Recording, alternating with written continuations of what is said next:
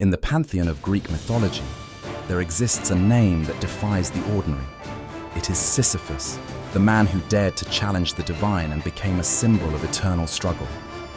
His story begins much like many others in ancient Greece, yet it ends in a way that has sparked philosophical debates and inspired countless interpretations.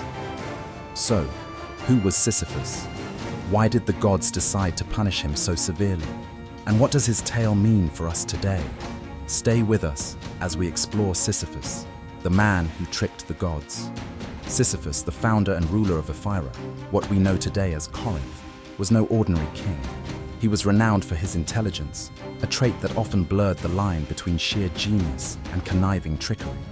In a time when rulers were judged not only by their ability to command, but also by their cunning, Sisyphus stood head and shoulders above the rest. Mortals admired and feared him, and even the gods learned to tread carefully around him. As tales of his sharp wit spread through the lands, so did stories of his deceit. Sisyphus was infamous for exploiting the trust of others to further his own interests. He betrayed secrets told to him by the gods themselves, trading divine knowledge for political and material gain. For example, when the river god Sisyphus lost his daughter Aegina, Sisyphus informed him that Zeus had taken her. But Sisyphus didn't do this out of loyalty to Sisyphus. Rather, he saw an opportunity to secure water resources for Corinth in exchange for this priceless information. By betraying Zeus's secret, he angered the king of the gods, an act that would not go unpunished. And then came the moment that sealed his fate, Sisyphus's encounter with death itself. When Thanatos, the god of death, came to claim his soul, Sisyphus was not ready to surrender. Using a ruse, he managed to outwit Thanatos and chained him instead. This act plunged the world into chaos. With death effectively imprisoned, no one could die. Warriors on the battlefield fought endlessly, and aging mortals languished in unending pain. Even the gods felt the disruption and intervened to set things right. Thanatos was eventually freed, and Sisyphus was dragged to the underworld, but not without leaving a lasting impression on both mortals and immortals. Yet, even in the grips of the underworld, Sisyphus's cunning knew no bounds. He managed to deceive Persephone, queen of the underworld, convincing her that he needed to return to the living world to settle unfinished business. Of course, this was yet another trick, one that allowed him to escape and enjoy life on Earth a little longer. This repeated defiance against the natural order deeply enraged Zeus and Hades. The gods realized that no ordinary punishment would suffice for this cunning mortal. What followed was a punishment as eternal as it was symbolic. Sisyphus was condemned to push a massive boulder up a steep hill in the underworld. Each time he would near the summit, the boulder would roll back down to the base, rendering his efforts futile and forcing him to begin again. This endless cycle of effort and failure became his eternal fate. It was, according to the gods, a punishment befitting his hubris and defiance. But what does this punishment symbolize? At first glance, Sisyphus's fate seems like an admonition against challenging the divine order or overstepping one's bounds.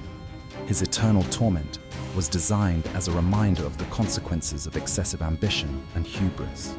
But as the centuries passed, his story took on new layers of meaning. In modern philosophy, Sisyphus emerged as a complex figure. The French philosopher Albert Camus reinterpreted his struggle in his seminal essay, The Myth of Sisyphus. For Camus, Sisyphus became a symbol of the human condition. He argued that life, much like Sisyphus's toil, is inherently absurd. We strive, we toil, and yet, in the grand scheme of the universe, our efforts may appear meaningless. But here lies the twist. Camus suggested that rather than succumbing to despair, we must see Sisyphus as an emblem of human resilience.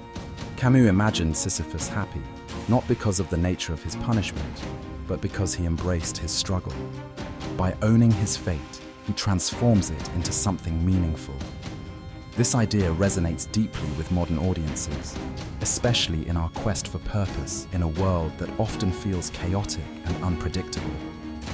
Sisyphus teaches us the power of perseverance in the face of insurmountable odds.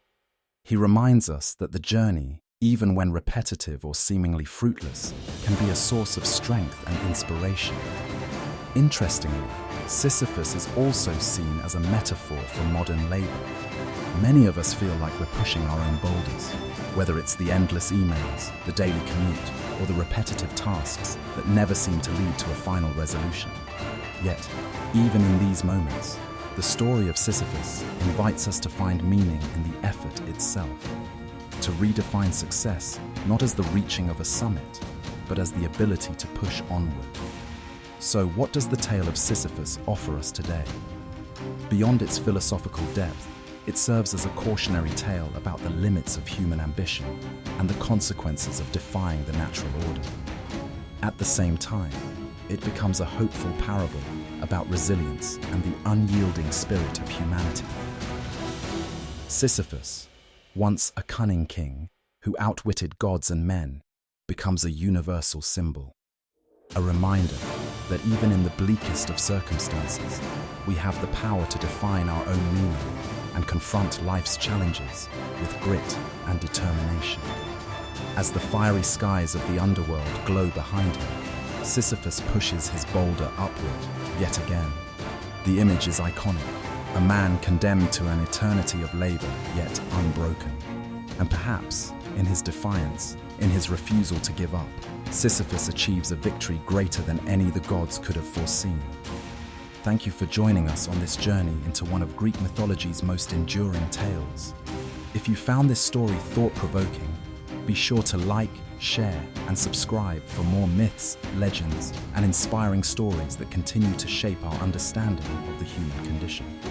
What's your interpretation of Sisyphus's punishment? Let us know in the comments below. Until next time, keep pushing your boulder, no matter how steep the hill.